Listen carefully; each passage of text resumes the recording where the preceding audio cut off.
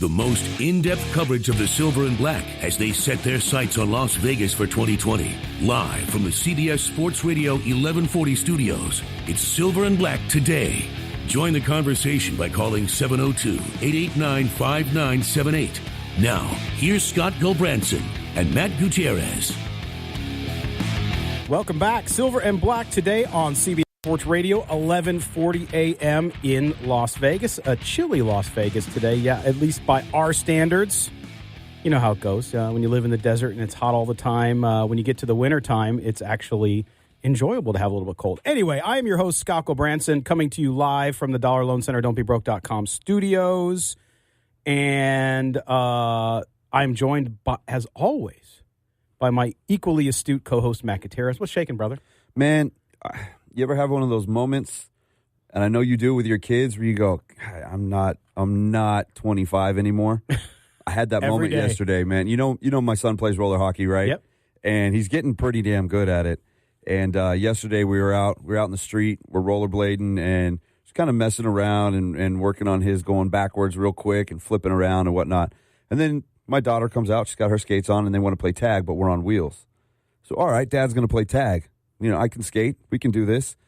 This kid shook me so badly on skates that I lost my edge, damn near did the splits, and I'm limping around today because the surgically repaired ×4 knee that I've got on the left side. That's the old man thing. Twisted a funny way. And man, it's sore, dude. I had that epiphany that, damn it, I can't keep up with them now. I know, this kid's skating circles around me. It gets worse too. Now you're 9 years younger, so you're going to see it gets worse as you go on. But we're going to get into the show. Some breaking news this morning. We'll talk about after I update you on what's on the show, and that of course is Jason La Canfora of CBS Sports is reporting that General Manager Reggie McKenzie is pretty much out, and that the Raiders have begun looking for a new general manager in the organization. Not anything surprising. But weird timing, right? Well, yeah, it doesn't months ago in the season. It doesn't say that it's going to happen soon. It just says it's going to happen, and everybody's kind of guessed that because Gruden pretty much has control of the organization. Mm-hmm. So we're going to talk about that later, and we'll find out from our guest today too. So we'll go through that and get you up to speed on the latest news that we have. Again, on reports this morning from CBS Sports that the Raiders will move on from Reggie McKenzie. Jon Gruden frustrated with the talent on the roster and the lack of success in the draft. So we'll talk about that. Now, a reminder, we're streaming today's show worldwide on radio.com app. If you don't have the radio.com app from our our parent company, Entercom, and all of the stations, you're missing out. Make sure you do that. We also stream this show live from our YouTube channel, so check that out. Not only are we on YouTube, but we're also on Facebook Live. So if you go to our Facebook page, you can find us live there as well.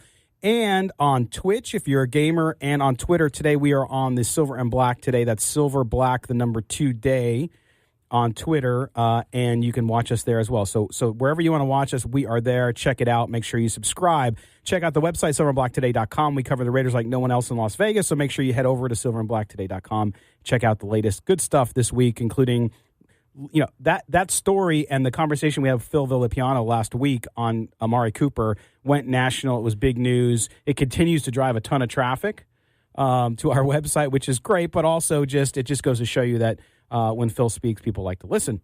Speaking of Phil, see the pictures? Yes. Him hanging out in Oakland with good old Franco. Yeah, Franco Mr. Harris. Immaculate Reception himself. It looks good, man. The picture, him and hhis daughter, Andrea. By the way, I'll say hello to Andrea. She's probably watching on her way. I'm sure her dad and her have a beer and they're heading out to the parking lot right now.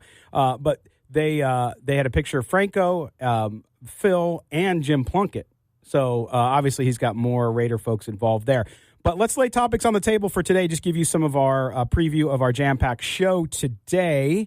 It's crazy how good this show is today, folks, so do not go anywhere. You do not want to tune out. In the first hour, our weekly contributor, Vinny Bonsignore from The Athletic, will be here. And Vinny will prove me wrong, Matt. I know that's not hard. Well, not if you're talking about Doug Martin. Hey, Doug Martin's done pretty well.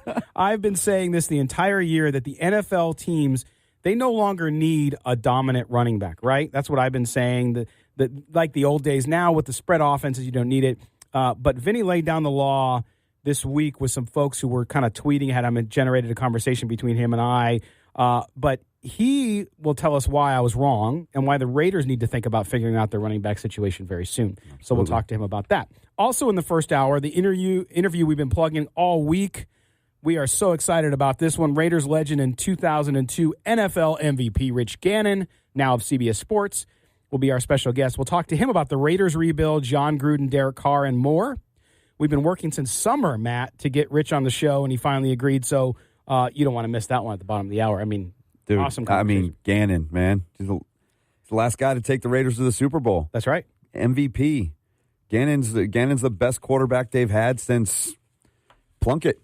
Yes. I mean, that's a big deal. And an MVP, dude. I mean, 2002 Super Bowl, or I should say, season MVP, which is a big deal. So we'll talk to him. He might have been the Super Bowl MVP too, but for the wrong reason. Oh, yes. Unbelievable. The second hour starts with a new guest here on Silver and Black today, but for Raider fans, probably not someone new to you, but a guy you got to follow on Twitter, and that's Moton. He's covers the Raiders for the NFL and the NFL on Bleacher Report. He's been using logic, numbers, and solid reasoning, believe it or not, to defend Derek Carr this season.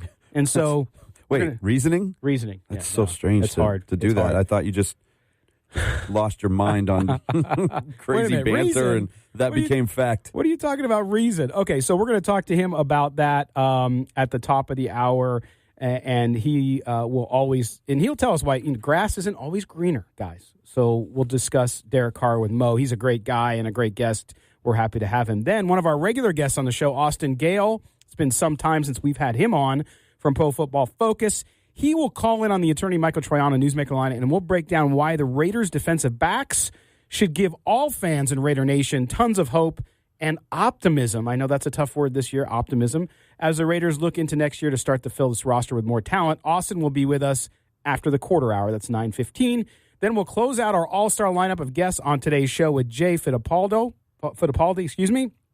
He's the Steelers beat writer at the Pittsburgh Post-Gazette, with a preview of today's game later in Oakland, where the bitter rivalry that is the Raiders versus Steelers renews again, with a lot of on the line for the Steelers. I mean, they need a win to remain alive in that AFC playoff hunt that gets a little more contentious by every week and a little tighter by every week. So, man, I mean, holy crap, Matt. This is a big show. Big Ben 0-3 in Oakland. I never even realized that. I heard that earlier in the week, yeah. Yeah, that's surprising. I mean, that shows you how tight this rivalry is, even though it's not a division rivalry and it doesn't, it's not an every year kind of thing. These teams always seem to play tough. Bruce Gradkowski in Pittsburgh 10 years ago doing what he did. I mean, amazing stuff. It's a great series. Yeah, and to me, that's the thing with the series is it doesn't matter how good or how bad the teams are. It's always close.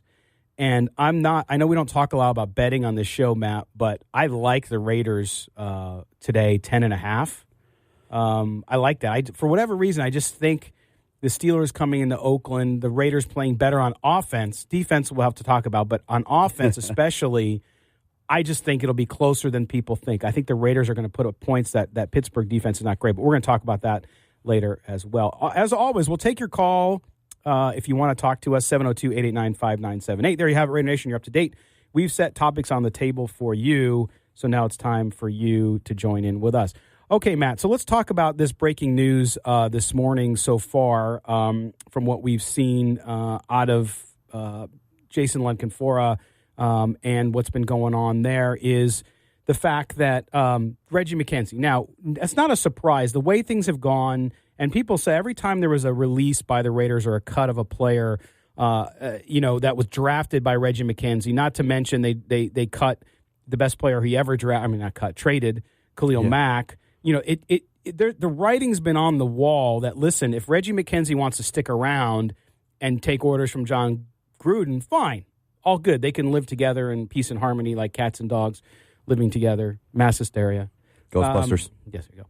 So that would have been fine, right, Matt? But Jon Gruden clearly not happy with the talent on that roster.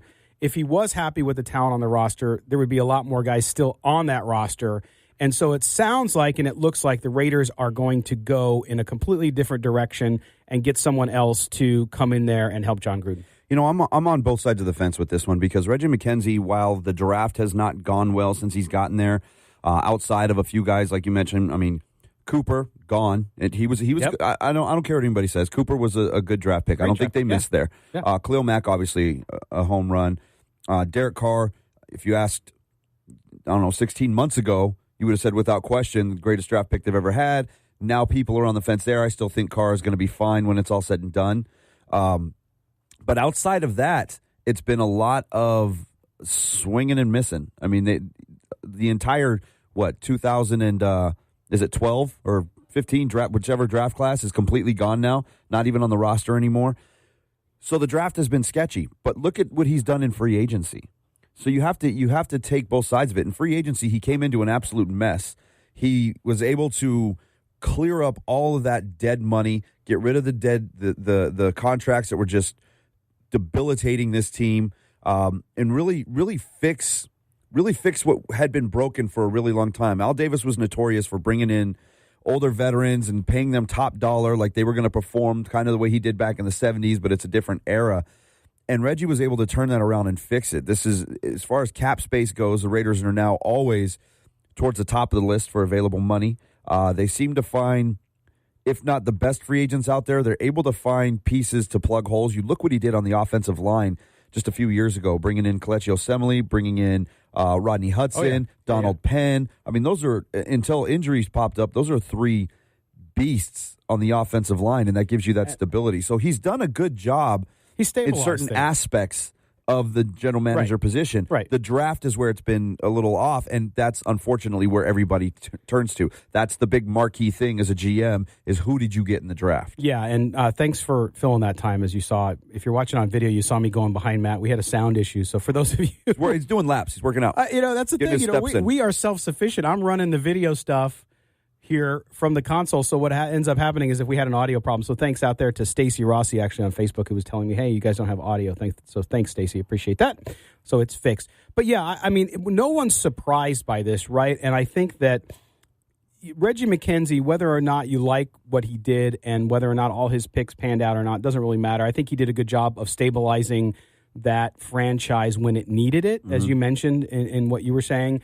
Because of after the death of Al Davis, and that's a tough thing because when you have a patriarch like that and then he's gone, it takes several years for the organization to find its identity and find its footing. And here you are 16 years later and you're still trying to find it. Okay. And which is fine. So I think he did a good job as well. And, what he decides to do and where he decides to go, we'll see. But to me, there were misses, but at the same time, you didn't have stability there either. He had a coach, you had offensive systems, defensive systems. You're drafting players, Matt. You have to be able to draft people who fit the system, right? Yeah. And when you have 5 different systems in 4 years, even as a GM, that's a hard thing to deal with. It is, but I mean, even more to that, when you look at some of the guys that they reached for, like let's go back to Obi Melifonwu, right? Yep. Yeah, freakish athletic ability. This kid was 6'2", was running a low 4.40, could go sideline to sideline, but he came in a little banged up. He was known as a guy that doesn't have that kind of toughness to him. Didn't want to stick his head in there too often and bang, and they wasted a second round pick on him. Yeah. I think there are too many project guys that they've reached for instead of going for, which you hear this term a lot, best available player. Right. They needed a defensive back, but either go with the best one available or find the best player available that's going to help you fill a different hole within the draft. And I think too often they didn't go that route. They went for, let's see if we can find the diamond in the rough here, and this is going to be our quote unquote Tom Brady.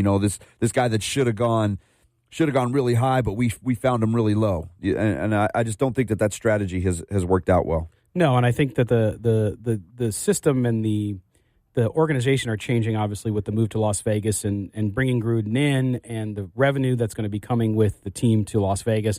That's all going to change things. So again, breaking news is from Jason Lockenfor from CBS Sports is that Reggie McKenzie will be leaving the organization. When we don't know, it doesn't say it's imminent right now, but it's going to happen, it says. So is he a lame duck now? I mean, why stay around at this point? No, I agree. We're going to step aside here and pay some bills. When we come back, we're going to be joined by Vinny Bonsignore of the Athletic Los Angeles. We're going to discuss running backs in the NFL and what the Raiders might do. You're listening to Silver and Black today on CBS Sports Radio, 1140 a.m.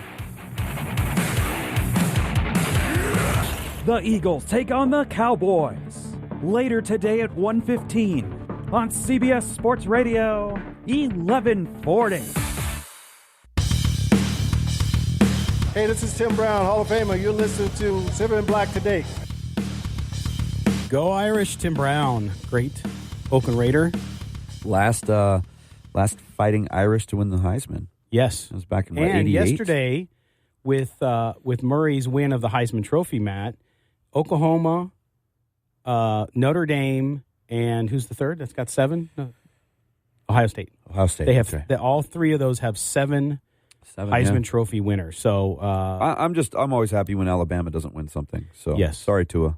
I like Tua. I think he'll win it next year anyway. But we'll see if he doesn't come starts. out. Yeah, well, if he does, we'll see. We'll see what happens. But they didn't need him in the championship game, apparently. No, he didn't. But we are, as always, in this segment, joined by our good friend and NFL beat writer and NFL insider, Vinny Bonsignore from the Athletic Los Angeles. Vinny's coming to us from the very warm and balmy Chicago, where the Rams will play the Bears later tonight in a game that's sure to be a great one. Vinny, how you doing today, buddy?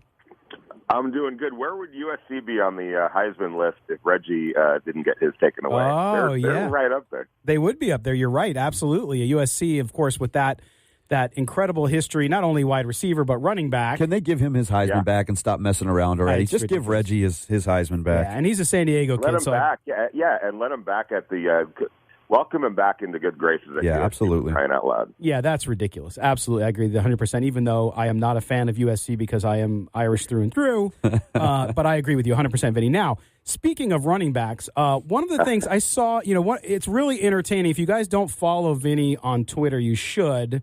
And, of course, Vinny covers the Rams full-time, so you might say, well, I'm not a Rams fan. Still, Vinny's conversations around the NFL are very, very interesting. And one that you had, and I noticed because it piqued my interest, was I've been saying all season long, Vinny, that, hey, the era of the dominant NFL running back, with the exception of 2 or 3 guys, is over because of the spread offenses and how things are going. If you look at this year in the NFL, quarterbacks, there's 12 quarterbacks thrown for 400-plus yards in a game. Completion percentage, touchdown passes, and passing ratings in the NFL are all at an all-time high for the league. But you pointed out, Vinny, and stats and facts and actual facts are actually important things.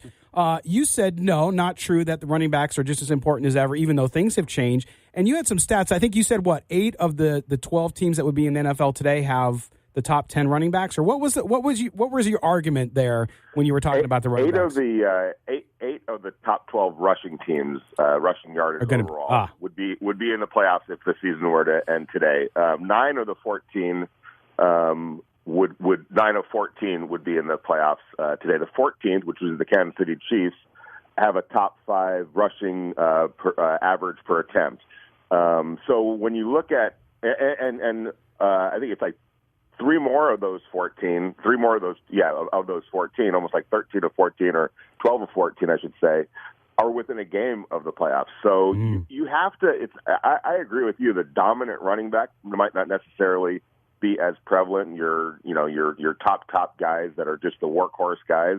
Now you have a Todd Gurley. Let's say he's one of those type of guys, but those are probably waning a little bit. But the necessity and the importance of running is just as important today as it's ever been. You have to be able to run the ball. You have to be effective running the ball to be successful in this league for varying reasons. One is to help accentuate your pass and complement your pass. The other is, when you do have a lead and you want to start running some clock, you have to be able to successfully run the ball. And I'll point out a team that's glaring in terms of not being able to run the ball, and their statistics show that their overall statistics. I'm talking about the Minnesota Vikings. They're way up there in passing. They're pretty good in scoring, and they're very good at defense. Okay, but they're fading as we speak because they cannot run the ball. They have so many losses. Good point. And have struggled so much because they cannot run the ball and they can't establish a run game. So that's an example of a team that everything else is working for them, but they can't run the ball, and now they're struggling. I think one of the most underrated stats in football is time of possession, and that goes to the running game. I mean, if it's great if you can score a lot and if your offense is explosive, but time of possession is so important for your defense more than anything, to keep your defense off the field and at the same time keep another team's offense off the field, to just establish, like you mentioned, that running game that kills clock, that it's kind of debilitating as a defense to sit there and know that on a 3rd and 4, they're just going to run it down your throat and there's nothing you can do about it. Unfortunately, we've seen the Raiders fall into that a lot this season. I like running backs. I mean, Todd Gurley's great. Guys like Melvin Gordon, who just kind of smash it in there a lot of times. But the how dynamic they can be nowadays. I think you get so many more running backs that are like Marshall Faulk. Marshall Faulk, and they had, that offense, the greatest show on turf, was a lot like what you see today. But could you imagine a guy like that in today's system and how dynamic he could have been? No, yeah, there's no question about it. And I think that we get, confused or seduced by the spread offense. Well, the spread offense also runs the ball. Look at Oklahoma. Oklahoma is very close to being as balanced as you could possibly be. They may even run it more than they throw it. I'd have to look at the stats, the most recent stats. Notre Dame is in the same category. They're a spread offense, but they run the ball. You can run the ball out of the spread offense, and a lot of times successfully, because you're creating matchups and you're creating space and you're creating not confusion, but you're asking a defense to pick it or choose how you're going to defend. If you're going to bring 11 guys on the block into the box, we're going to throw the ball. If you're going to drop coverage back, now it's creating running room, and it's exploiting what the defense is doing. That's the most important part of it all. But you do still, to this day, have to do both of them well. No, absolutely. And, I mean, we look at those running backs, too. I mean, Todd Gurley, of course, is in a league by himself, while Ezekiel Elliott's only 25 yards behind him as far as the league rushing title. And I know we got several weeks to go. And they have about equal the number of snaps. Gurley with 272. Elliott has 279. But Gurley, 15 touchdowns, so they're getting opportunities. Or he's getting opportunities that Elliott's not. But also, if you look at the top running backs in the league, Vinny, the number 1 and 2 are Gurley and Elliott. Then you have Barkley and Lindsey, right? So Denver, is around 500-ish, and then of course the Giants not having a great year. But it goes to show you. I mean, imagine those teams without those runners. They probably have 2 or 3 less losses, or I should say wins. But this all brings us back to, Vinny, to the Raiders. The Raiders have been doing running back by commission. Of course, they lost Marshawn Lynch, who was running really well before he got injured. But how much does this say for in Gruden's spread offense system, too, that they're going to have to go out and get a running back, and there's going to be a Le'Veon Bell out there who's going to be he's going to have high demand, I should say. So right. How important is it going to be for the Raiders, and knowing Jon Gruden's offense well, how important is it for them to go get a featured back this offseason? Well, I don't know that it necessarily has to be a featured back, but they definitely have to get talent at the running back. I'm not so sure, paying a Bell is the way to go in their case. But they do have to develop a running back. They do have to develop a running game, and part of that is the offensive line.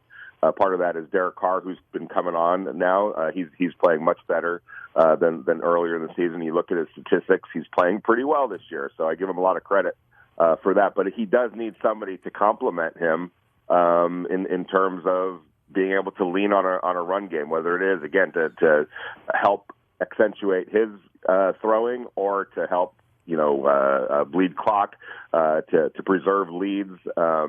They just need to. You have to have balance. Right now they don't have balance.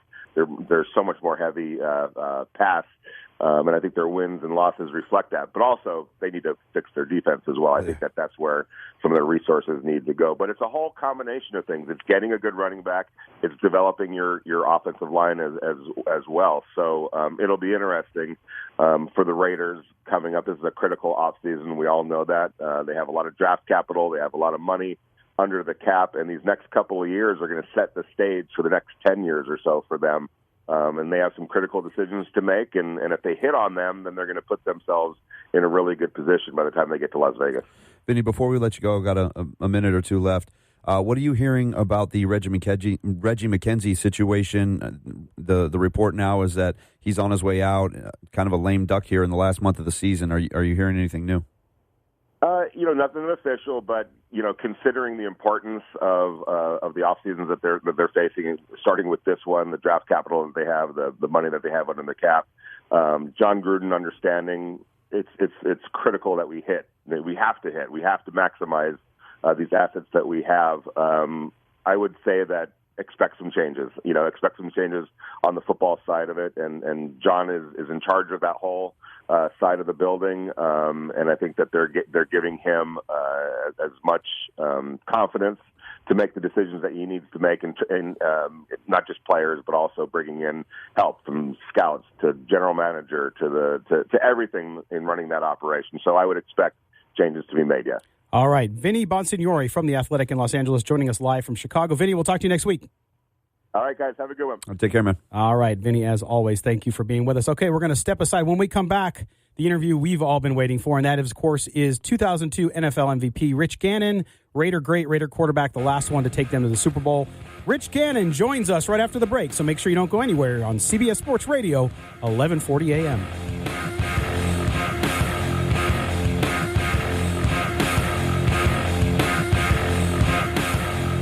Callers and guests on the Newsmaker line are brought to you by the law office of Michael A. Troiano. The Entercom Toy Drive is going on now, so the next time you're in your neighborhood Terrible Herbst, make a small donation to the Help of Southern Nevada. Let's make sure every child has a present to open this holiday season. Please donate what you can to Help of Southern Nevada at Terrible Herbst now through December 9th. A union we can count on. A union with a legacy, known for hard work and getting things done. We're the ones who built this city with pride. Our members are our family, and their well-being is our #1 priority. Laborers Union Local 872. Vegas strong, union proud. Hey there, sports fans. This is world champion football handicapper and Las Vegas' biggest daily sports bettor, Joe D'Amico. And I'm proud to announce that Joe D'Amico's Football Forecast is back for its third smash season right here on CBS Sports Radio, 1140, every Saturday morning at 7 a.m. We'll be coming to you each week with the biggest names in sports and sports gaming to give you, our listeners, all you need, not just to enjoy the season, but to make it a winning one. So tune in each week for winners, information, entertainment, and laughs right here on CBS Sports Radio, 1140 on your AM dial, every Saturday morning at 7 a.m. See you there. The law office of Michael A. Troiano is a proud supporter of all things Las Vegas, including its people, specializing in legal representation for all criminal defense matters ranging from misdemeanors to the most serious felonies. Attorney Michael Troiano provides clients with the legal strategy and professional representation needed in court. If you or a loved one find yourself in a legal situation and need a tough defense on your side, Michael Troiano can help. Call now for a free consultation, 702-843-5500, or learn more at TroianoVegasLaw.com.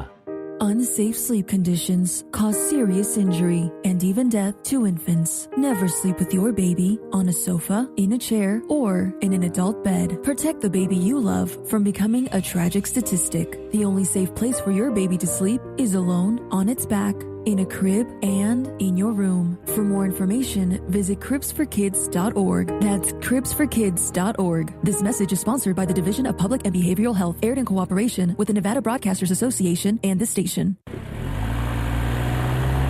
Okay, I need to stop and pick up that sweater for Jack and those ballet slippers for Ava before going to the office holiday party. What size is Ava now? Let me send a quick text and find out. Stop. Texting while driving takes your eyes off the road for 4.6 seconds, which is like driving the length of a football field blindfolded. Texting while driving is 6 times as dangerous as driving while intoxicated. That's right, 6 times as dangerous as driving while intoxicated. Not to mention, illegal. During the holidays, we all have lots going on. Parties, shopping, working, wrapping, and decorating. Don't bring those distractions behind the wheel. Distracted driving is a real killer. Enjoy the holidays. Don't become a deadly statistic. A message from the Nevada Insurance Council, aired in cooperation with the Nevada Broadcasters Association and this station. Selfless service is the guiding principle that drives Army National Guard soldiers to be always ready whenever disaster strikes. They are your next-door neighbors and your colleagues in schools, offices, and factories. To be a Guard soldier is to stand ready to serve at all times for family, for community, and for country. To learn more, log on to NationalGuard.com or contact an Army National Guard recruiter in your area. Sponsored by the Nevada Army National Guard, aired by the Nevada Broadcasters Association and this station. What's up, Las Vegas? This is Dustin DeHart with Nova Home Loans and host of Real Estate Live on News Talk 840 AM KXNT. Join me this Saturday from 11 to 1 for all things real estate and home loans. Need a loan? Pick up the phone at 702-577-2600. CBS Sports Radio. This is Silver and Black Today, live on CBS Sports Radio 1140. Here's your host, Scott Gulbranson.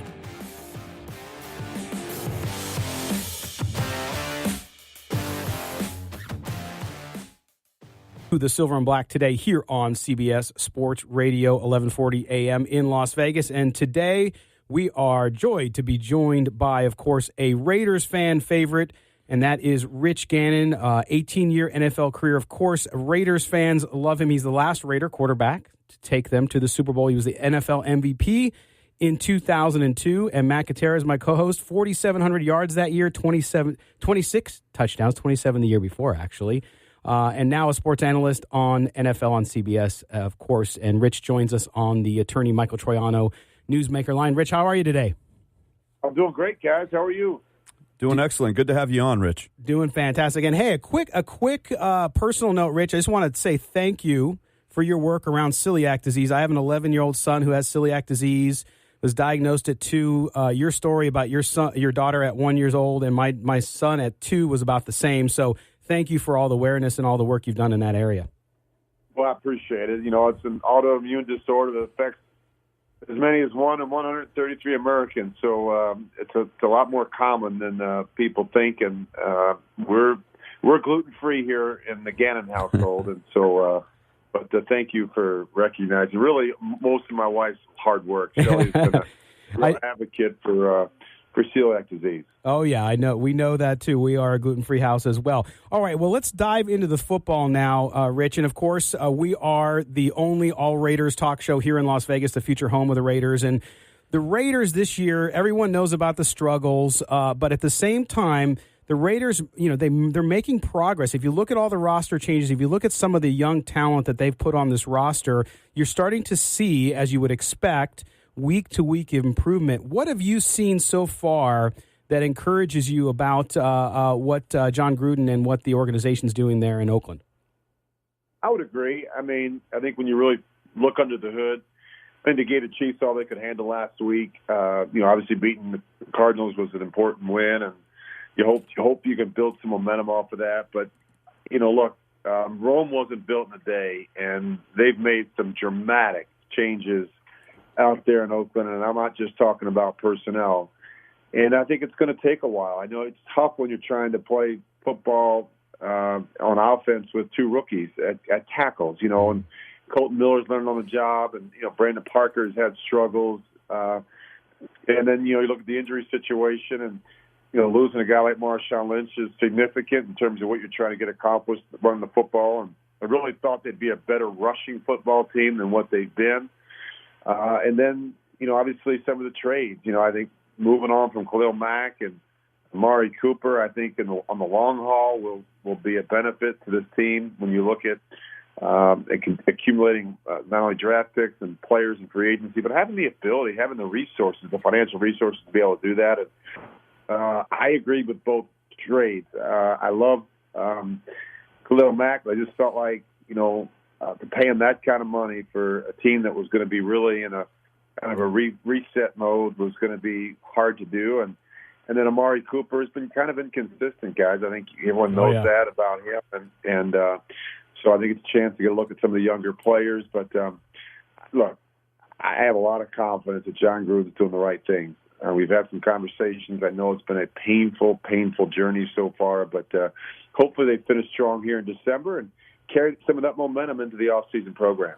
Hey, Rich, Matt Gutierrez here. You know as well as anybody that it's the team's success largely comes down to how the quarterback and the coach get along together.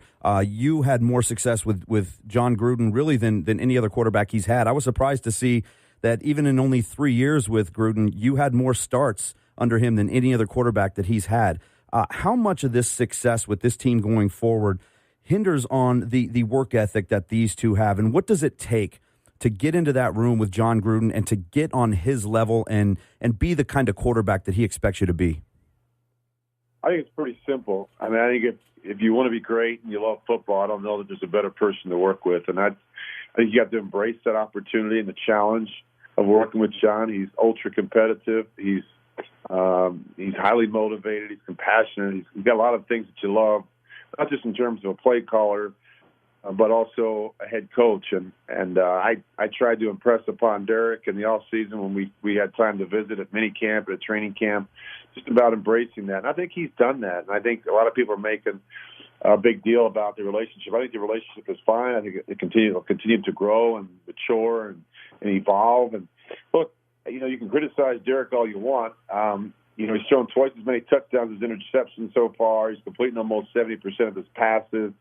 The protection has not been great at times. The defense has been disappointing, to say the least. And so you have to go out and score 30 points every week to be competitive. So I think Derek's going to be just fine. I think this is, obviously the first year together, and Jon and Gruden and I's first year together was full of peaks and valleys.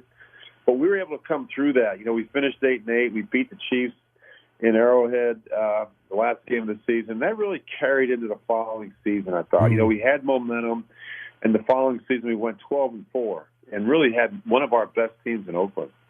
Yeah, again, we're talking to Rich Gannon, former Raiders great, and, of course, the NFL MVP in 2002. Rich, staying on Derek Carr, in my view, there's been a lot of, I think, unfair criticism of him out there, trying to make him a scapegoat a lot of the times. When yes, any quarterback, it doesn't matter, especially for fans who think they're coaches sometimes. They can look at a quarterback's performance and pick it apart. But I think he continues to get more comfortable. Again, fourth playbook in 5 years. Now on the back end of this season, you're starting to see him get more comfortable. What are you seeing from him the last few weeks that show that he's progressing where I'm sure Coach Gruden wants him to be? I think you look at the feet. That's important. His footwork, the anticipation, getting the ball out quick, just looking comfortable under center. He's always had the big arm. I think accuracy's never really been an issue for Derek. I just think it's continuing to run the offense and to do the little things necessary to be really efficient. And some of that requires changing plays, changing protections, changing formations, and doing it on the fly. And there's a lot of responsibility on the quarterback in this offense at the line of scrimmage. There's multiple play calls. There's checks for the run game, away from the down safety or to the guard bubble or to the reduction, or all these different rules. And so it involves a lot of studying and memorization and preparation each week. I think Derek has done that.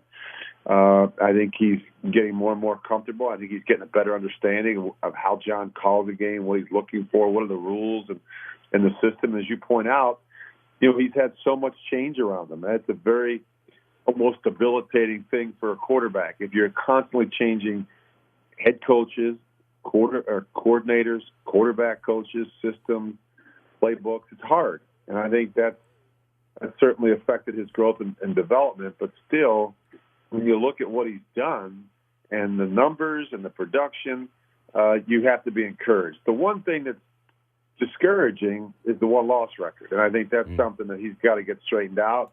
It's not just Derek, it's the entire football team. But ultimately, that's how we're judged in this business. It's not how many yards you throw or how many touchdowns or, the guy in Detroit throwing a lot of yards, a lot of touchdowns, and he's got a lot of those type of things, but he doesn't have a lot of wins, especially not against teams with winning records. Mm-hmm. And so that's going to be the important thing for Derek. He's got to find a way, regardless of the personnel around him, to get his team to the finish line each week. to be more competitive, to be a better decision maker, to be able to have his team in position in the fourth quarter to win games. And I think that's the next step for Derek Carr. Rich, I want to expand a little bit on him grasping this offense. You know how difficult that offense is, and a lot of talk about essentially the paragraph-long play calls that Gruden likes to throw at you. How hard was it for you back in '99 to really get a hold of that system and that verbiage and really get comfortable with it? I was fortunate because I had come from Kansas City. I'd spent 4 years there prior to my arrival in Oakland, and it was very similar system. The terminology and the verbiage was very similar, the protections, and so I also had the benefit of being a veteran quarterback and knowing how to prepare, knowing how to study, knowing how to take a game plan, and really breaking it down and memorizing early in the week the protections and the formations and so that when the play came in, it was second nature to me. So I think he's learned that. I really don't believe the mental aptitude is at all an issue for a guy like Derek. I was there in the mini camps. I was there in training camps. I sat in the quarterback rooms, the quarterback meetings. He is very sharp. He's got a high football IQ. It comes out of his mouth very quickly. He understands all the rules, the adjustments, the checks. So I really don't think that's so much of the issue. Sometimes it's not whether or not the quarterback can handle it, guys. It's whether or not the other 10 players can handle it. Remember now, you got a bunch of rookies playing. You got to be protection conscious with the tackles. You've got some young receivers playing. So I think it's not just in terms of what the quarterback can handle, but what can the other 10 players handle as well.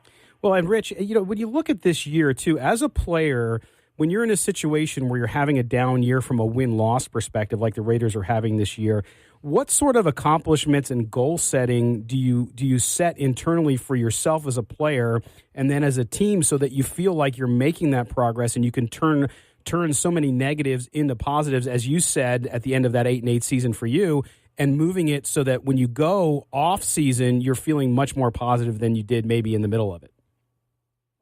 It's a great point. Unfortunately, you can have all these goals and say, well, if I complete 70%, and we don't turn the ball over, and we're good on third down and situational football down the red zone. Then I'm doing what I have to do to put my team in a best position to have a chance to win. Problem is if you do that and you still lose, and you get on that bus and you head back to the plane and you're flying home, you feel terrible. So unfortunately, in the business that we're in, there's no consolation prizes. There's no, hey, you completed 75% and threw 4 touchdowns and no picks, but you still lost. I mean, I've had those games, and it feels really bad. So I just think the important thing for Derek is just focusing in on all the little things it takes to be competitive. I think to be more and more demanding of his teammates. To make sure that everyone is on the same page, make sure everyone's done the work during the course of the week. I was a sticker for that, guys, because when I went out to Oakland, it wasn't, I mentioned before, it was a bit dysfunctional, and guys that were there when I first got there weren't there. Following year, or a couple years later, we eventually got rid of them because a lot of those guys didn't understand what it meant to be professional. They didn't understand what it meant to take great pride in your preparation, your performance each week, just getting ready to play the game. And so that's going to be important for Derek. He puts in so much time and effort and energy preparing that you got to make sure the young guys are doing the same. They're doing the same. They're demanding of them. And Rich, I know that's what Peyton Manning does. Yep. Did, and that's what Drew Brees does and Tom Brady. They're very demanding of their teammates, and that's what's going to be important for Derek. Well, and that's what we hear fans, because fans, when they come up to us, whether we're at a remote broadcast or we're online, whatever, they say to us, how come he's not doing what Rich Gannon did? How come he's not getting up in the face of his linemen and screaming orders and saying, hey, and it's not that you were just screaming at those guys. You were demanding that they do their jobs and they focus and they work hard. And so I think you have become that benchmark for Derek Carr. And I know it's not fair to compare one quarterback to the other all the time, but certainly that's what's happened. Rich, well, when I was in Kansas City, if you ever watched any of the games where I played for 4 years there, I never had to do that. I was never part of my MO. But when I went out to Oakland, I realized, at some point you got to speak up. At some point you got to put your foot down. If what you're seeing on the practice field, if what you're seeing in the meeting room and the weight room is not up to the standards that we've set as an organization, and then you better speak up as a veteran guy. And I did that because I thought I needed to. I thought it was an organization that lacked leadership in some key areas. The locker room, in my opinion, wasn't very good. It eventually got to be pretty good when we brought in the right type of players, guys like Jerry Rice and John Perella and Rod Woodson and Trace Armstrong and, Bill Romanowski. I go on and on. The types of, the guys that took really a great deal of pride in being professionals. So that's what you have to continue to do. This roster is going to look very different next year as it's looked different this year. The whole year. And it continues to look different, but you just got to make sure you're bringing in the right type of player, the player that really loves competing, working together for a common goal, and ultimately trying to win a championship for the Oakland Raiders. Now, Rich, we'll get you out on this. Big elephant in the room out here, obviously. The stadium's being built right down the street from where we're at. Raiders are coming to Las Vegas. You played for them in Oakland. What do you think about the move here? How do you think this organization fits in with Las Vegas? I got on board early because I knew they weren't going to get a stadium built in Oakland. I think the Las Vegas situation is an incredible opportunity for not just the organization but for Raider fans. I think it's going to be a new beginning in terms of a new stadium, new practice facility.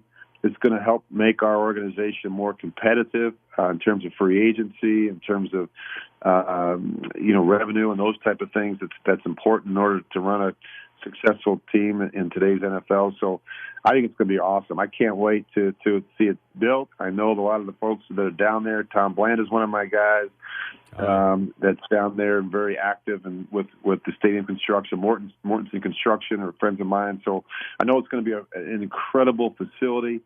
And I'm just anxious not only to see it, but to call a game there for the preseason and also for CBS. But I just want to see this team do well, guys. You know that about me. Yeah. I am neutral. I work for a network that broadcasts the NFL games, but I got a special place in my heart, as you know, for the Raiders and for Derek. I want to see Derek. I don't want to see him do well. I want to see him crush it, and I want to see Jon Gruden get what he deserves because no one works harder than Jon Gruden. All right, great way to end it, Rich, and we'll catch up with you during the offseason. We certainly thank you for all your time today. You guys are the best. Thanks so much. Thanks Rich. Rich Gannon, of course, analyst now on NFL on CBS and great Raiders quarterback. We're going to step aside, and we'll be back here on the Silver and Black today on CBS Sports Radio, 1140 a.m.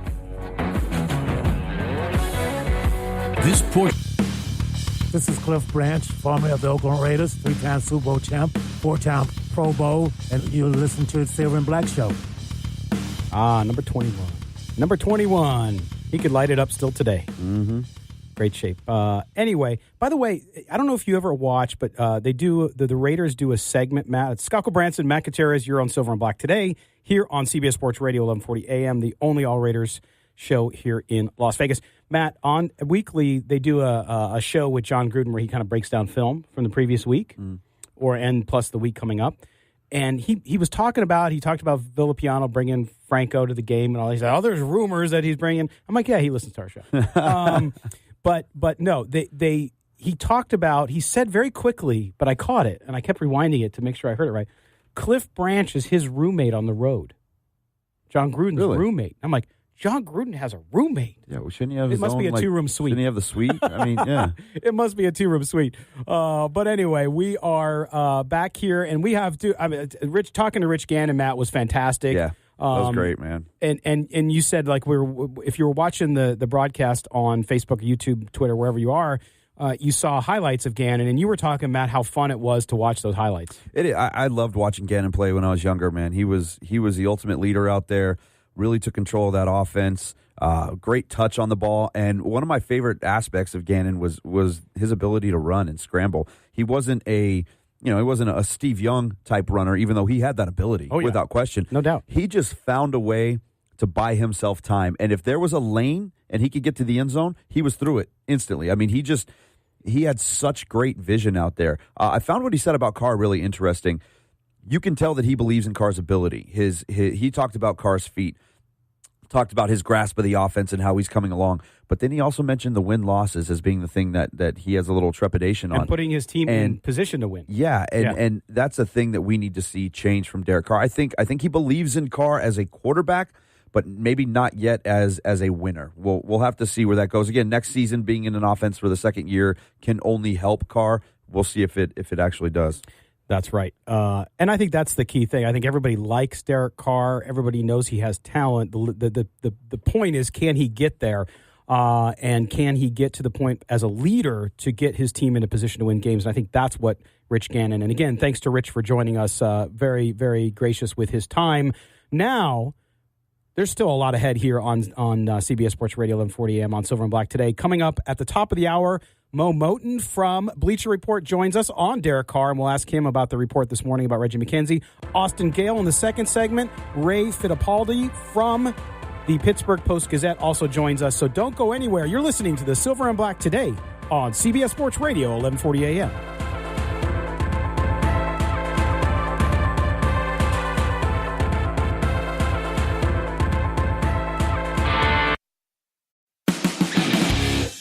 The most in-depth coverage of the Silver and Black as they set their sights on Las Vegas for 2020. Live from the CBS Sports Radio 1140 studios, it's Silver and Black today. Join the conversation by calling 702-889-5978. Now, here's Scott Gulbranson and Matt Gutierrez. Welcome back. Glorious NFL Sunday. While there's still some left, we're getting to the tail end of the season, Matt Gutierrez. Yeah, man. Chilly outside. It's getting chilly. It's chilly by Vegas standards, of course. But busy morning thus far. Again, thanks to Rich Gannon for joining us in the previous segment. Great conversation with him to hear what he had to say about the team and about Derek Carr.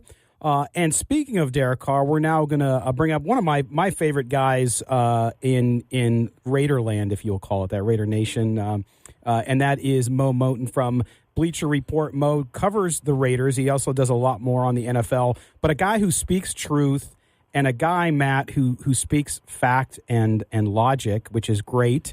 Mo, thanks for joining us here on your first time on the Silver and Black today on CBS Sports Radio. I appreciate that introduction. You got me blushing over here.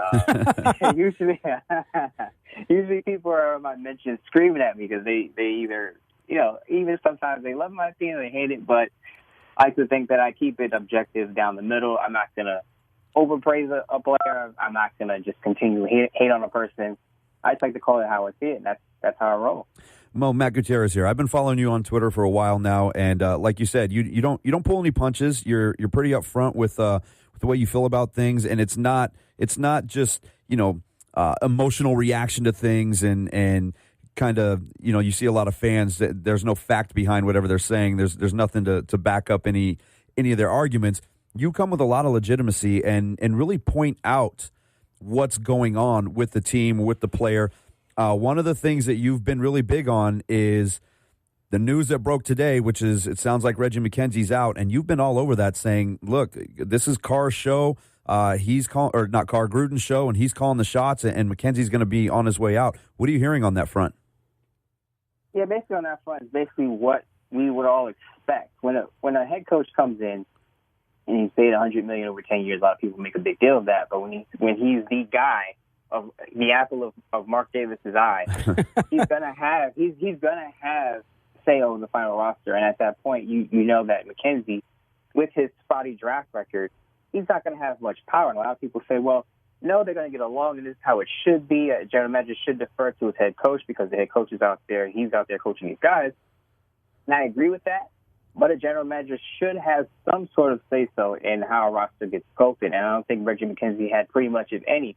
Reports came out that the two had different draft boards. Ian Rappaport came out and said that Reggie McKenzie's guys weren't happy, that Gruden's people weren't listening to them. To me, that speaks of dysfunction, and you don't need that in the front office, so it's not a surprise that Reggie McKenzie's probably going to be on his way after the season. All right. And I will say this, you guys, really quick, you guys mentioned that McKenzie did a good job of stabilizing the post-Al Davis days, and he did that. Now, yes, he had a spotty draft record, but the abilities what the Raiders needed, he at least brought that along with some cap space flexibility. Yeah, no, the cap space is a big issue for them, and he did a great job of that, Mo, and I think that much like I thought Jack Del Rio did that from a coaching perspective, kind of stabilize things to get it into a good shape. Then, of course, they came in and blew everything up, so what do I know? But one of the things, too, that I've seen you really go down, and that's the thing, I think in today's kind of hypersensitive social media world, Raider fans read writers and reporters and opinion leaders, and they want more of like a fan's perspective. And I think the what you do is you try to bring what I think is old school journalism, which is kind of the objectivity, which is great. And one of those situations that I think you've been really a leader on and been very, very good on has been on Derek Carr. Now, Derek Carr has been really the whipping child for a lot of Raider fans who look at him and say, well, he's not doing this. He threw an interception in the end zone against the Chargers, and he did all of that. But as we've seen, and you retweeted, I think it was PFF, talked about his passer rating going from in Week 10 from a 59.6 to last week being at 120.4. Talk about where Derek Carr is and why Raider fans need to realize that the grass isn't always greener. Okay, so first I'll start off with saying, you just look around the league. Blake Bortles is out in Jacksonville. You just can't just shuffle quarterbacks and think that you're just going to get an upgrade wherever you go or through the draft. And with Derek Carr, where he is now, is he's in a new system, his fourth system in 5 years. And I think Rich Gannon talked about this. When you're constantly changing systems and changing schemes, you're going to have some hiccups. You're going to have some ups and downs. So to judge Derek Carr now, 12 games into the season, to me, you got to get a lot more time with Gruden. Gruden notoriously has a playbook that's complex. We heard about Martavis Bryant, a wide receiver, grasping the playbook. So imagine a quarterback who has all these checks and audibles, and he's working around new pieces. He doesn't have Crabtree. He doesn't have Amari Cooper. He's got some new parts around him. He's got 2 rookie offensive tackles, and he's been sacked the most times in his career, I believe 38 times. So you have to look at it from an objective standpoint of Derek Carr is learning a new system. He's absorbing everything, and you're at least seeing progress. No interceptions in the last 7 games. And he's playing pretty well lately in these games to at least keep the Raiders in these games against the Cardinals, against the Colts, briefly against the Chiefs. I know people are saying, well, the Chiefs' pass defense isn't that great. But if you look at the Cardinals and the Colts, which he played well in those games, both those teams are top 10 in passing touchdowns allowed, meaning least amount of passing touchdowns allowed through the air. He played well in those games. So you have to give him credit for at least the progress in a short span. Now, again, fourth system in 5 years, give him some time before you really judge him harshly. Again, 2 rookie offensive tackles also. He's got a pass rush bearing down him based on every snap, so give it some time. Yeah, we're talking to Moton again from Bleacher Report about the Raiders. Mo, I found it really interesting what Gannon said, and I mentioned it in the last segment, that it seems like he really believes in Carr's ability as a quarterback, his physical abilities, the gifts that he has as a quarterback. But he mentioned the discouraging thing being the win-loss record, and that's outside of that 12-4 year, which 11 of those wins came from Carr, or excuse me, all 12 came from Carr. The last loss didn't come from Carr, but outside of that, he hasn't had a winning season. Do you think that speaks more to the guys around him, or is it just a product of every year he's got to change the system? That 12-4 year was the only year he's had a system in a second season. Yeah, absolutely. Great point. That 1 year he had Musgrave, and back to 2016 he had Musgrave in his second year was the only season. I wouldn't say the only season he was pretty good, but it was a season we saw him at his best. And he also had a top 6 running game. So again, when it comes to wins and losses, I think it speaks to the organization as a whole. You need some stability. One of the things that Gruden harped on as soon as he took the job was saying that we have to stop changing systems. We need some stability. We need some continuity. And with him saying that, I know Gruden has been known to talk out of both sides of his mouth, but with him saying that, harping on it, you have to understand that he's most likely going to keep Carr at least for a second year to see what he's got in him. And then hopefully the win-losses come after that. Now, the Raiders are in the middle of a rebuild right now, and Gruden did demolish the roster, basically leaving Carr behind as the last piece of McKenzie's legacy as an executive. But you got to believe that he's going to build around that in offensive line, and again, hope that the wins come after as this team develops, as Carr develops in his system. So again, I would just preach patience. I know it's hard to tell Raider fans because they seem to be in a perpetual rebuild, but patience is key here. That's and that's exactly what I was going to say. Is Tell fans how important it is, because what do they say right off the bat? Gruden's terrible. He can't coach anymore. Carr's not going to be able to get it done. And after going through all of these systems, they get this one in here, the one that everybody's been pining for, the Jon Gruden system, and instantly they all want to blow it up and start over again. Just tell fans out there how important it is to establish that consistency so that you do have sustained success in the NFL. I mean, think about it. Even in your regular life, if you had a job and you're constantly just changing schemes, changing the way you do things, remember, these players practice these schemes, they practice these checks at practice all the time. So you're learning habits. You change the system. Now you have to unlearn those habits and learn new habits. And as we know, NFL players are creatures of habit. And it's hard. And as we know, it's hard to break certain habits, certain things you're just going to have a hiccup on. And we saw that at the beginning of the year where he threw some interceptions that were pretty questionable. The one interception to, I believe, in the end zone in the opening game. Melvin Ingram in the end zone again against the Chargers. Mm-hmm. He did have a fade to Martavis Bryant that was picked off by Xavier Howard against the Dolphins. But now you're seeing more completions. I know some of those completions are checkdowns. But I think those checkdowns are to get Derek Carr familiar and comfortable in Gruden's system so that you can see the improvement. And again, repetition brings results most of the time if you have a decent quarterback. Absolutely, but there you go again, making sense. So we got about a minute and a half with you left, Mo, and I know you have a busy day as you do every Sunday, so thanks for being with us. The thing with Carr, too, is remember, I mean, people forget he's completing 70% of his passes behind an offensive line that ranks 27th in pass protection, okay? Now, you talked about two rookies playing on that line, Mo. At this point in the season, what's your view? I remember your thoughts when the Raiders had the draft. What are your thoughts now on that draft class from 2018, including the two tackles? Well, I think I'll admit that I was wrong about Colt Miller. Outside of when he had an injury knee, I believe an MCL injury, he's been pretty solid.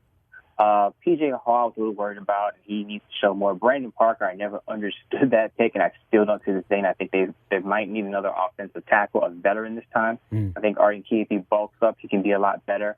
I have high hopes for Nick Nelson. I love the Maurice Hurst pick, and I think he's eventually going to be a player that's going to be a key on that defensive line to help stop the run because, you know, the Raiders' run defense is pretty bad.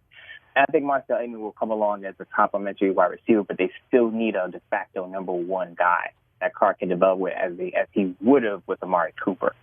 That's great. Mo, thanks, man. I appreciate it. Mo Moton, you can catch him, Bleacher Report, one of the best guys in all of Raider Nation to follow on Twitter, so do that. Mo, we'll talk to you again real soon. Thanks.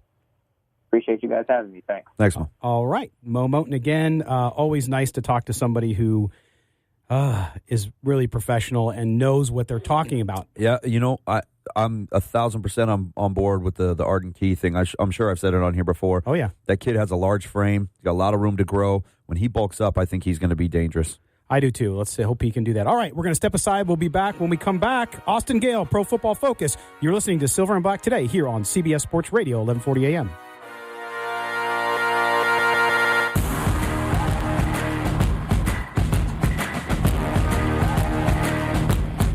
Life. Help us talk the Silver and Black. Call us at 702-889-5978. Here's Matt Gutierrez and your host, Scott Gulbranson, on CBS Sports Radio, 1140 a.m. Welcome back. Happy Sunday to everybody. We are just jamming through. Holy moly, just an amazing show today. Rich Gannon. We just got done with Mo Moton. We now are going to bring in our resident San Diego State Aztec. I have to say that because I grew up in San Diego.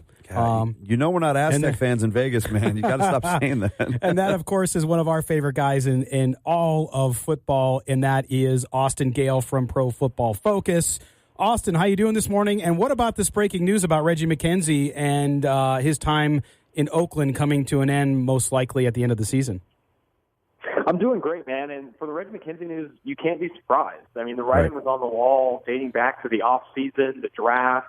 Everything pointed to Jon Gruden running the show, and I think Reggie McKenzie was going to leave, whether Gruden pushed him out, whether Mark Davis pushed him out, or whether he just wants to leave. I think he's been given a corner office that no one pays attention to in that building, and not given any choice in the matter in terms of where this franchise is going. I think he wants to go somewhere where he matters again, where he can get involved in the draft process and the free agency, and I think Oakland is in that spot now with Gruden at the helm.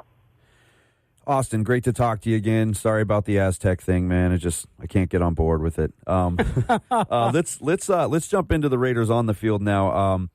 Me and Scott talk about it a lot, the defensive back situation, and it seems like no matter how hard they try, they can't seem to solidify that defensive backfield. But it looks like guys like Connolly and Nick Nelson and even Carl Joseph are starting to come around and play a little better. What have you seen on that side of the ball?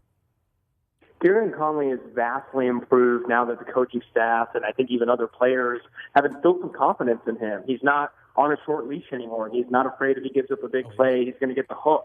He is the solidified starter, and he's getting starter-level snaps and getting better every week. And I think this guy's still a rookie. He played under 100 snaps his rookie year due to injury, and the fact that he was not cut, but put to the bench earlier in the season did not help his development. The Raiders were not in a position where they had enough talent to push Conley to the bench.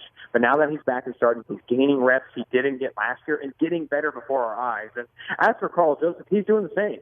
He was in the doghouse similar to Garyon Conley because he wasn't maybe a Jon Gruden draft pick or whatever it may be, but he's in the starting lineup now too, and he's playing a lot better, playing well against the run, in a new role, playing that deep safety role rather than getting caught in man coverage against 6'5" tight ends.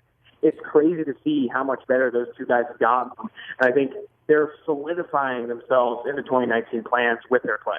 And Austin, you said it. Weeks 11 through 13, Garyon Conley has allowed 15 yards and an 8.3 pass rating in coverage, and now ranks 6th overall with a 65.5 according to your grades on the year.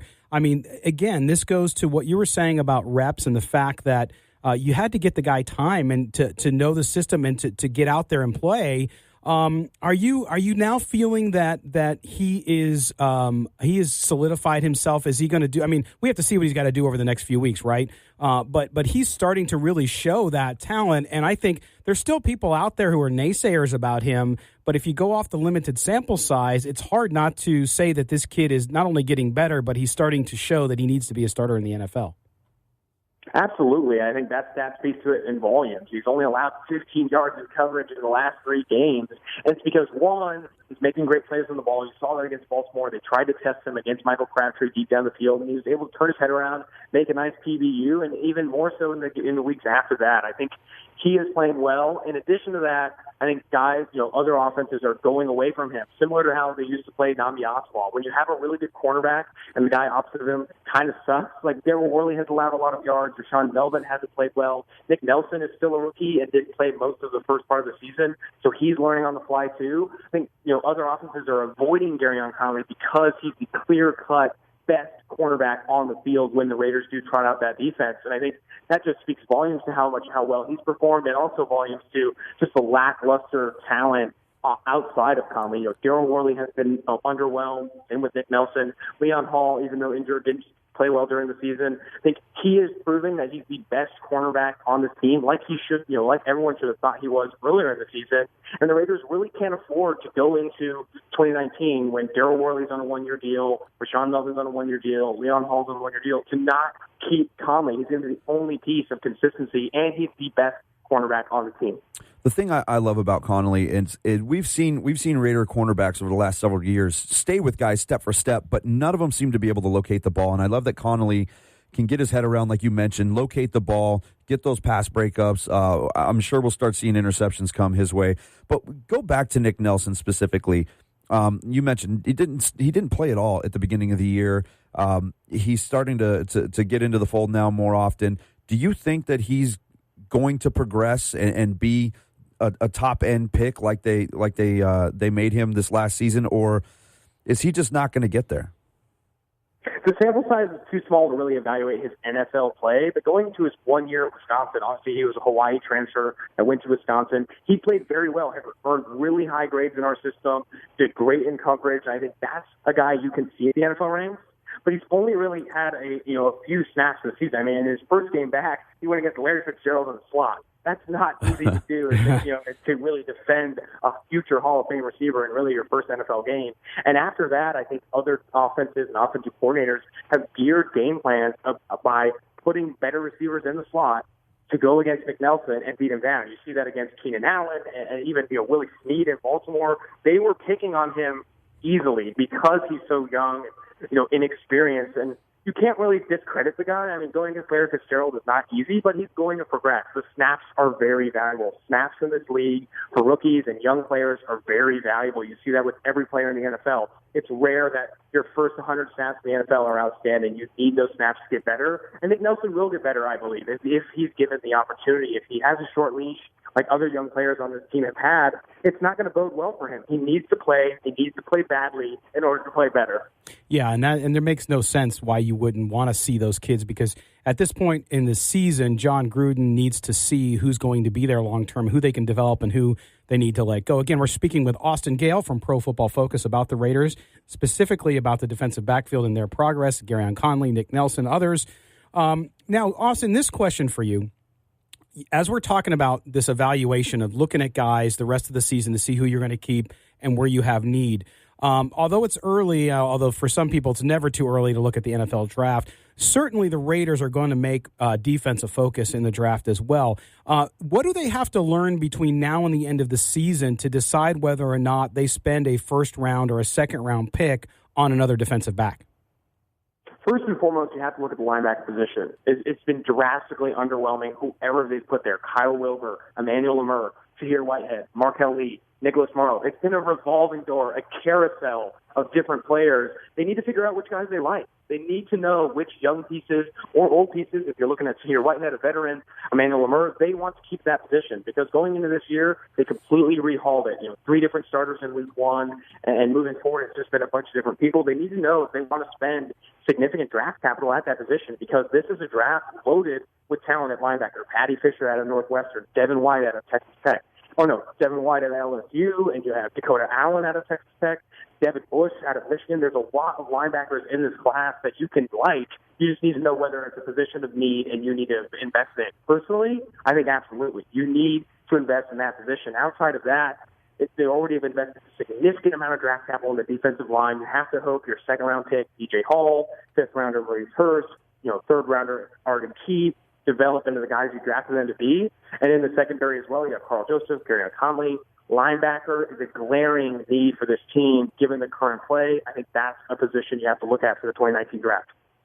Now, Austin, as bad as the defense has been and everything that comes with that and the wins and losses, everything always goes back to the offensive side, in particular Derek Carr. Everybody's been piling on Derek Carr this season, us included at some points for his constant checkdowns. But then when you look at the numbers, suddenly he's actually having a really good season. He hasn't thrown an interception since the Chargers game. He's really starting to come into his own in this offense. You saw him push the ball down the field last week against the Chiefs, which we haven't seen enough of. How are you grading Derek Carr's overall performance? This past week, he just narrowly missed Team of the Week for the highest-graded quarterback because of how well he played against the Chiefs. It was outstanding to see that Derek Carr. It was the 2016 Derek Carr. He played well under pressure, fit the ball deep down the field. One in the back of the end zone was incredible. Those throws have been in Derek Carr's arsenal this entire time. He's needed to rebound from the injury. He's needed to relearn how to play under pressure, how to recognize pressure. There were sometimes during last season and earlier in this season where you'd see phantom pressure, where you think the pocket's collapsing, overreact to phantom pressure, and check the ball down. That's not happening as he continues to progress in this season. I think he's continuing to rebound from that injury. It can't be understated how much that impacted him. The broken leg, the back, the finger, that all impacted him so much. And I think he's been able to rebound that as he continues to play this season. And that Derek Carr is the future. It's a different player altogether. Austin, hey, listen, we got to run. Thank you so much for joining us. We'll talk to you again real soon. Sounds good. Thank you. All right. Austin Gayle has been our guest here on the Silver and Black today on CBS Sports Radio. We'll be back right after this message. Do not go anywhere. Ray Fittipaldo from the Pittsburgh Post-Gazette next on Silver and Black today.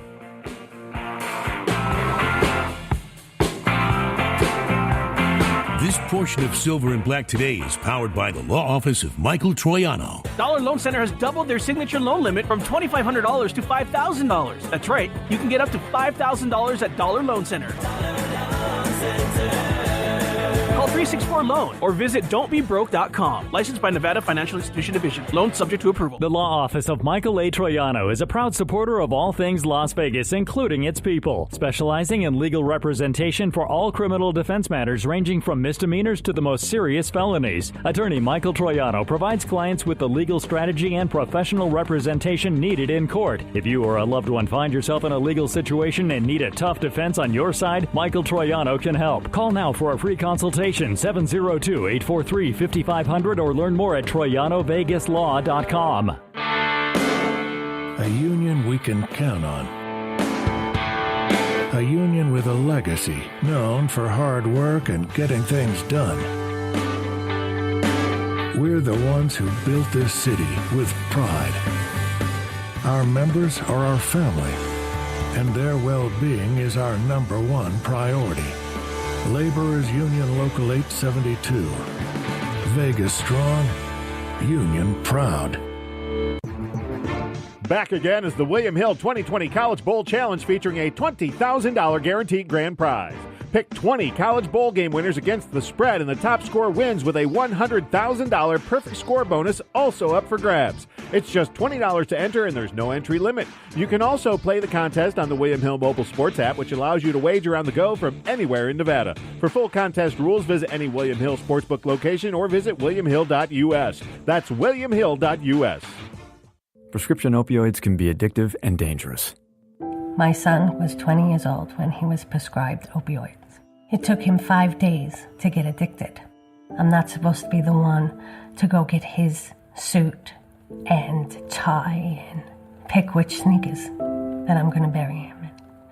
My son overdosed at the age of 22 years old. Prescription opioids. It only takes a little to lose a lot.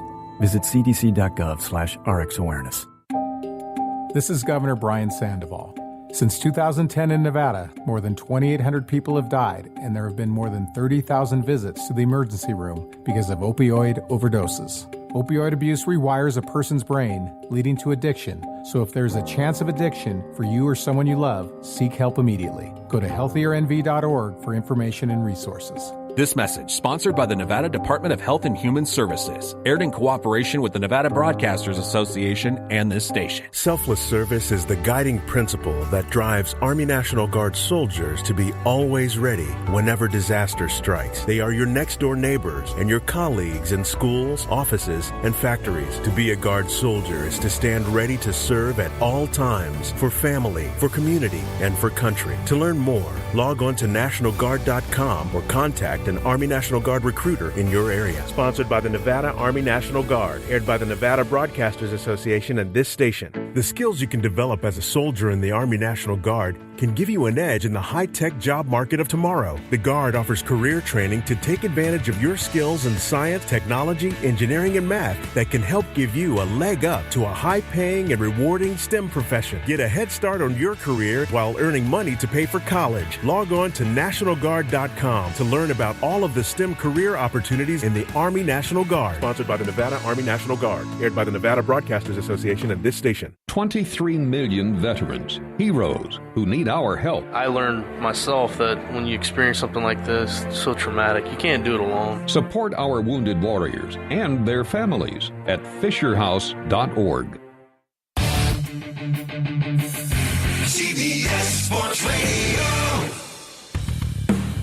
Hi, this is Steve Wisniewski, and you're listening to the Silver and Black Today. Man was a beast, man. Number 76. The Wiz. What a beast. He was. Amazing. You know who he blocked for? Who? Rich Gannon. Rich Gannon, who we just spoke to. Oh, imagine that. Rich Gannon. Yeah, he comes back up. All right, now we are going to switch focus now, and we're going to focus on today's game later at 1 o'clock up at the Oakland Coliseum.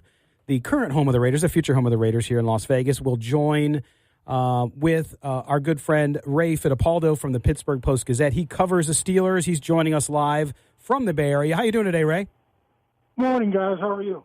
Doing great. Doing great. Ready for this rivalry to go. As much as bad as the Raiders are, Ray, as you know, going back through especially the 70s, this rivalry for both sides has been a big one and continues to be. And I don't know if you saw the story. You probably did now, but Phil Villapiano is a good friend of the show, and he has Franco Harris there today, and they're going to be taking Franco to the black hole.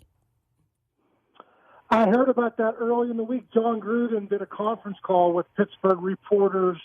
I believe it was on Wednesday, and he sort of threw that out there. And then I actually saw the tweet earlier this morning from his daughter about. I guess they had dinner last night. Yeah. As well, got to visit a little bit. So yeah, I mean, it's great that those old timers. I'm sure even though there was some bad blood back in the day, that, those guys can, relive those memories and, still have good relationships to this day. I think that's what, rivalries on the field are one thing, but when these guys get into their 70s and 80s, it's quite another. So it was good to see that. It is. All right, well, let's switch gears to the current incarnation of the Pittsburgh Steelers. And, of course, last week the loss against the Chargers at home was, I know, a painful one. Where is this team at, and specifically where, if you look at the playoff race and what's happening on the AFC side, it's getting a little bit tighter, but where are the Steelers now, and what is the biggest concern for them to try to make this run, get back in the playoffs? Well, I think they're still a good football team, guys, but they've just been turning the ball over way too much during this 3-game stretch here. They're lucky to be 1-2. They won in the final minute in Jacksonville, and then they lost in the final minute to Denver, and then, of course, to the Chargers last week. So they're still a good football team. I think they're a team that, might be able to do something in the playoffs if they get there, if they don't turn the ball over, but they can't continue to be a minus 8 in the turnover differential and think they're going to get there. The Ravens are breathing down their necks. They're just a half a game behind. And I'm not sure if 2-2 is going to be good enough over the final month for the Steelers to get in. 9-6-1. I think it might take 10 wins to get in. The Ravens got a big game today in Kansas City, so we'll see how it goes. But the Steelers have to get back on the winning track today. If they don't, it's going to be a monumental task for them to get to the playoffs. Ray, Matt Gutierrez here. Thanks for joining us again. We'll get to Le'Veon Bell in a minute, but how big is the James Conner injury now? Him being out, we know the Raiders don't stop the run very well, if at all, and he's been a big part of that offense this season. Without Le'Veon Bell being there, he's been the guy to go to. How big is his injury, and when do you expect to see him back? Well, I would tell you it's really big, except the Steelers don't even try to run the ball. They're first in the league, and Ben Roethlisberger's number 1 in the league in pass attempts. I still think I know this was the case a couple of weeks ago. They threw the ball. Their pass run ratio was number 1 in the league, and so can they run the ball? I suppose they can. They got a really good offensive line, lots of highly paid linemen, but they don't really commit to it. So. Today might be a different story. The Raiders give up 153 yards per game. I still think that's dead last in the NFL or close to it. So they might try to do it again today just because it's a Raiders weakness. But that really wouldn't be playing to their personality. Their personality is to chuck the ball 40, 45 times a game and see if that's good enough to win on most weeks. So, Ray, we're talking Ray Fittipaldo from the Pittsburgh Post-Gazette. And, Ray, talk about Ben Roethlisberger. 26 touchdowns, 13 interceptions this year. And, of course, he was I think, somewhat unfairly criticized for calling out some of his teammates, and a guy who's accomplished what he's done and as good as he's been in the league, I think, can kind of do that. But where is Roethlisberger right now as far as his mindset and his focus on getting this team to that 10-win plateau, which you think will get them in the playoffs? Well, he has that personality, and he's had it for years that he's going to be that gunslinger. Now, that's won a lot of games for the Steelers in the past. Maybe it won them a Super Bowl in the past. But, if you look at his interception total, it's 13. Only Sam Darnold, who's having a really tough rookie year with the Jets, only Sam Darnold has thrown more. You look at guys like Breeze. Breeze has only thrown 3 interceptions the entire season, so that's just way too many for the Steelers. Their defense is just average. I think we saw that last week against the Chargers. They played very well for one half, and then the Chargers put 26 on them in the second half. So, I get it. Roethlisberger thinks the Steelers have to outscore people. on a week-to-week basis to win, but I think there's sort of a happy medium that this team has to get to. They got to be able to score points too, but they got to be able to, throw the ball away sometimes, settle for field goals sometimes instead of pressing every single possession for a touchdown. I think that's what has been happening with this team. If you look at that Chargers game last week, guys, he threw a pick when they were 3rd and 10 on the 22-yard line going in for another score. You just can't do that. In tight games like that, like they had last week, you got to get points on every possession you can. And so I think that's the biggest issue for Ben. He's still a top 10 quarterback in my mind. He's just having a really tough year with the picks. Ray, in relation to the Le'Veon Bell holdout and distraction that he's been, it's been a nasty breakup. It's kind of a hell hath no fury type of breakup with him. And it seemed to really, especially early on in the season, rub guys the wrong way. There's a lot of talk coming out of the locker room and guys pointing fingers back and forth. Has that affected the team this season? Were they able to just move past that and play football, or has that gotten into the minds of guys? Well, I mean, at one point they won 6 in a row, and it wasn't a problem at all. Now that they've, now that they're going through a tough stretch and they haven't been playing well, that storyline is coming up again. But I'm going to be honest with you guys. When he decided not to report week 1, I think most of those guys in that locker room moved on right then. Week 1, they moved on, and they just played the season like they weren't going to have him. We just talked about James Conner. He was good early, not so good lately, and now he's banged up. So, it's going to be interesting to see what happens today. Stephen Ridley is a vet, but he really hasn't done much in the last couple of years. He was on the street last year at this time before the Steelers picked him up. And then you have a rookie, Jalen Samuels, out of NC State, a 5th-round pick. He was more of a H-back / slot receiver in college than he was a feature back. So it's going to be really interesting to see how it plays out. There's a chance that Connor comes back next week against the Patriots, but they're going to have to get by with Ridley and Samuels today. And those guys are going to have to play well, I think, if the Steelers want to win. So, Ray, okay, let's focus. We got about a minute left. Let's focus on today's game. The Raiders, clearly one of the worst teams in the league, especially if you look at the defensive side of the ball. Do you think this is going to be a get-well game for the for the Steelers on the passing side of things? And how do you think the result will turn out? I've seen far too many of these Steelers-Raiders matchups in Oakland to think it's going to be easy. I was leaning towards picking the Raiders just because of that past history and just because the Steelers have been, down a little bit lately. But I think the Steelers find a way to get it done today. I think it's going to be a close game. If they limit the turnovers, I think they can win by 7 or 10 points. So I'm going to say Steelers 31, Raiders 23. Always a good time when the Steelers and Raiders get together. We love the tradition there. We love the history. I love the look on the field when you get those two teams together because it doesn't look any different today than it did in 1970. With the silver and black out there, the black and gold. Really excited to see this game, and I think we're going to have a high-scoring one out there. All right, Ray Fittipaldo from the Pittsburgh Post-Gazette. Ray, thanks for joining us today, man. Have a good time up there. All right. Thanks for having me on, guys.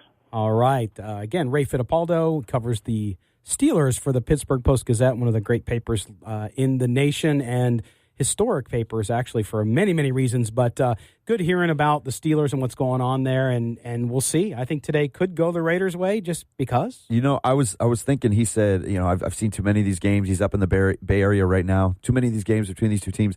Next time he goes on the road to cover a Raiders game, he's coming here. That's right. How's the look going to be? Man, yeah. I mean, it's going to be different. I can't wait. I can't wait to see it. It's going to be different. But but the question is, when's the last time this game actually meant something? That's the other question. Or does it mean something every time? Who knows? Yeah, in the standings it doesn't but I think it means something to the tradition of the game. Absolutely. All right, we're going to step aside when we come back. We're going to close out the show with Matt's Audible. You don't want to miss that one. You're listening to the Silver and Black today on CBS Sports Radio, 1140 a.m.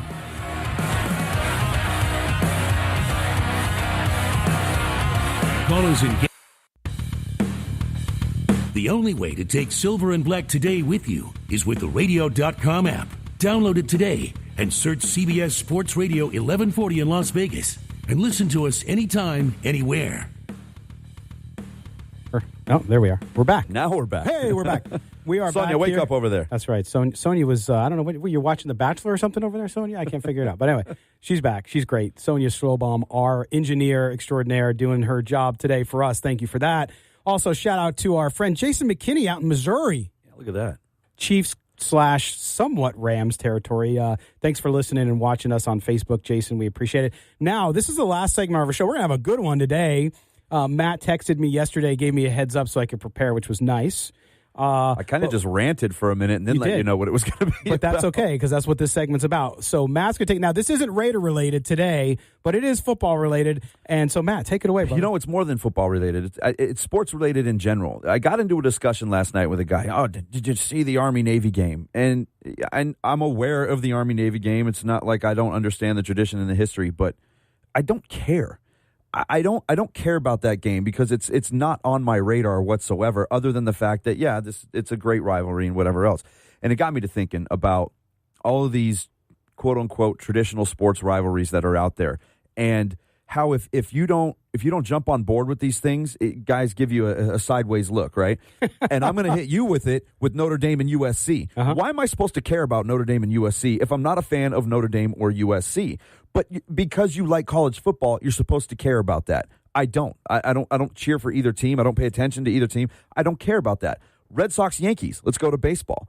Mm-hmm. Why should I care about two teams that play 5,000 miles Giants, away? Dodgers, who cares? Only Giants and Dodgers fans, right? Are people in New York, well, maybe New York because they both came from New York, but are people from the East Coast supposed to care about that rivalry? It's happening on the opposite end of the country. Why is it so bad to not care about these big rivalries? Yeah, they were a big deal in the 60s and the 70s when there was 5 things to watch on TV over the course of an entire year, and Army-Navy was maybe the biggest thing ever, and the Rose Bowl was the biggest thing ever. And yeah, there's pageantry involved, and it's great visually, and maybe the game is good. But if you're not a fan of the team, do you really have to care to be a sports fan? So 2 things. One is with Army-Navy, I'm going to put that aside just for a second because that's a case in its own, and I'll tell you why in a second. Like Notre Dame, USC, Michigan, Notre Dame, Michigan, Ohio State. Those games, of course, Matt, they matter more to the fans of those teams, no doubt about it. Just like for you, Dodgers Giants, big rivalry. Yeah. I could care less. I hope they both lose 162 games.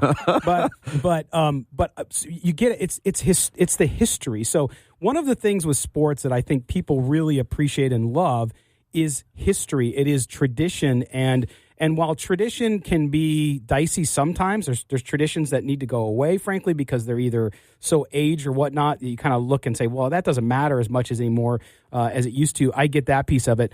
With other traditions, though, it's about, like, when the Dodgers and Giants, as much as I don't like them, I would say those matter because of the things you mentioned. They matter because they both came from New York. They both relocated to the West Coast. They have such a long history. There's so many great moments in those games. So when the Dodgers play the Giants in a regular season game, do I care as much? No. If they were playing each other in the playoffs, to me, it's a little more interesting. And I'm like, oh, that's a storied, traditional rivalry that has continued on the West Coast for obvious reasons. So it matters. Now, when it comes to football, and I'll get to Notre Dame USC later, but I know how badly you want to get to Notre Dame, man. Actually, more Army. I think you're hurting right now because I said something bad about them. No, because they won this year. It's all right. Why it matters with Army-Navy is a separate case, and I hope that when you listen to what I have to say about this, you change your mind about it and actually watch the game. Now, I've been to one of those games, number one. That's a separate issue. First of all, before you go on, attending live, different, separate thing altogether, because Absolutely. there is nothing like a live sporting event, especially a big one. So I've been to the Rose Bowl. It's amazing. Right. But I don't care about the 2 teams playing ever. But the difference with Army-Navy is in an era, and let's face it, and as much as I love college football, in an era where college football has become a de facto professional sport, okay, the players don't get paid. That is true. But it is a big money sport. Look at Alabama, okay? Look at the SEC. Look at the Big Ten. Look at the Big... All these teams, you saw the Heisman Trophy. I have to watch for 2 hours them give the Heisman Trophy. That takes 3 minutes, right? Okay, it's a big money thing. The last pure college football game left in America is Army versus Navy. There is no money on the line. There is no guys going for pro contracts, sitting out of bowl games. There is no other thing other than sportsmanship, pride in school, and pride in being able to play football into college. That's the only thing that matters. So that's number one. Number two is when you look at that game as well, you're looking at two teams that play more than any other team you can argue for the name on the front of the jersey versus the name on the back.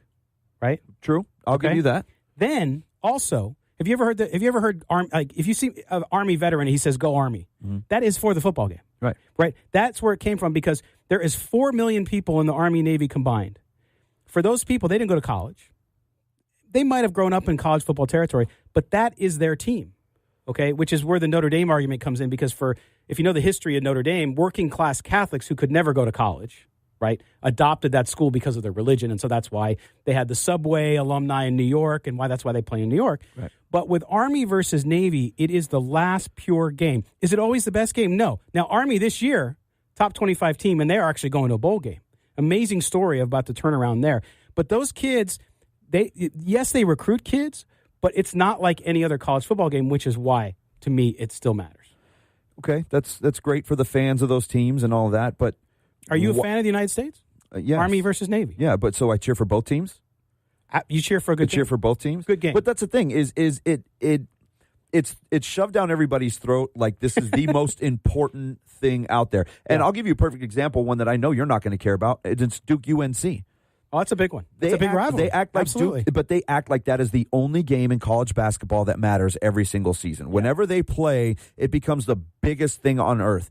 Yeah. Unless you're a Duke fan or a North Carolina fan, why are you supposed to care about that? And why are you less of a fan for not caring about that basketball game, no matter how big of a college basketball fan you may be? And I'm a big one. I don't care about that game. I can't stand Duke. If they lose, good. I don't care about that game. I'm not gonna sit down and rush to the TV and I can't wait to see Duke and UNC. I'm not from North Carolina. Those teams are 12 miles apart on the map. Yeah, I don't care. I agree with you on that. I think that the tradition Army Navy and what they do, the student exchange where 7 people from each school go to each other's school for the next year, and it's much more about pride and country and those guys doing that. But I understand what you're saying. I just think that game is different. It's played on the weekend where there's no other college football. So from a tradition standpoint, very good. But good discussion, man. I love it. That was a good one. That was, I think, your best one because it was just fantastic. Hey, Steelers in a shootout today. Steelers in a shootout. It's going to look like last week, but Steelers pull it out. All right. Matt, thanks, brother. What a great show. Anyway, thanks to all of our guests and to all of you for watching and listening. Without you guys, we don't exist. We'll be back with you next week from 8 to 10 here on Silver and Black Today on CBS Sports Radio, 1140 a.m. Until next week, may the autumn wind always be at your back. We'll talk to you then. Bye-bye.